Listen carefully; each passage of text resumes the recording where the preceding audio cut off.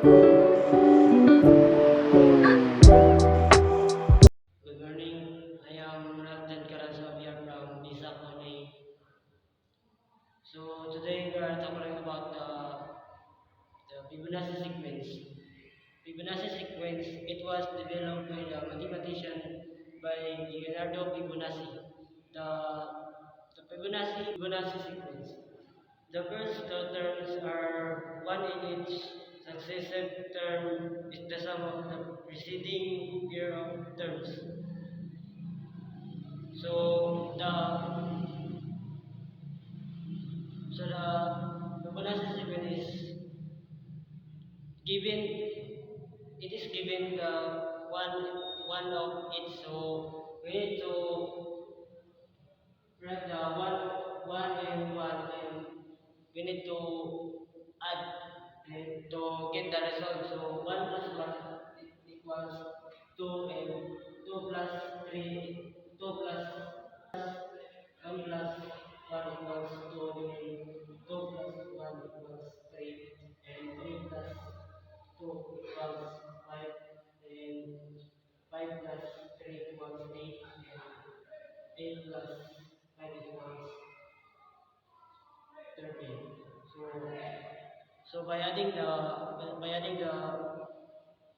first two term, first one of it in the Fibonacci sequence, you can get the result and so on. So this is the first 12 numbers of the Fibonacci sequence.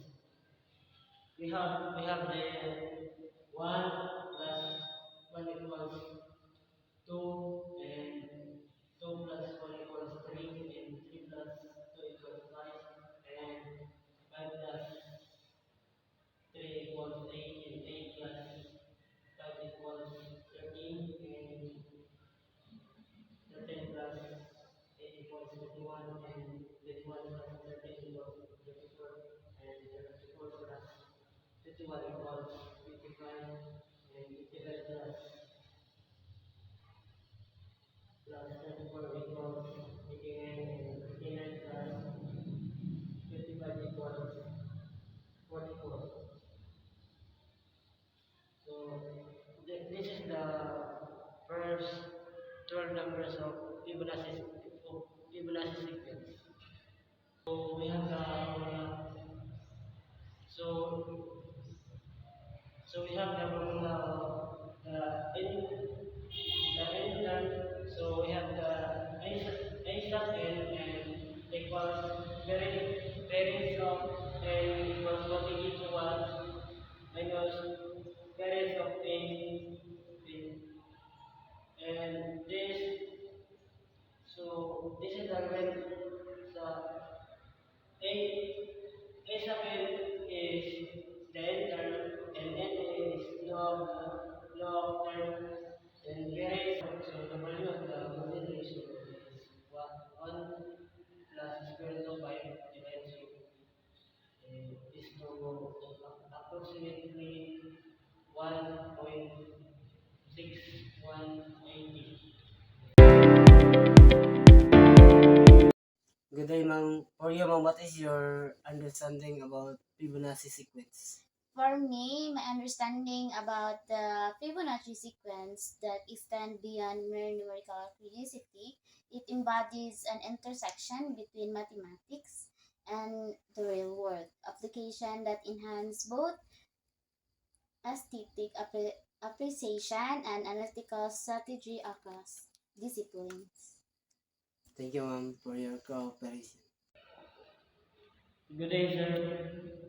For you, sir, what is your understanding about the Fibonacci sequence? Fibonacci sequence is number of series that when you add the first two terms, you can get the result. Like the first two terms is 1 and 1, so equals 2, so 2, 2, 2 so and so on. So on and so forth. So kung sa what is the formula, you can get the whole finding the 12. So first you do is add the first two terms. So add, so add up lang siya. So you can get the result. Thank you, sir, for your cooperation, and that's all. Good day, sir. For you, sir, what is your understanding about Fibonacci sequence? Uh, for me, is my understanding of Fibonacci sequence is kanang mura siya kanang series of number starting from 0 to 1.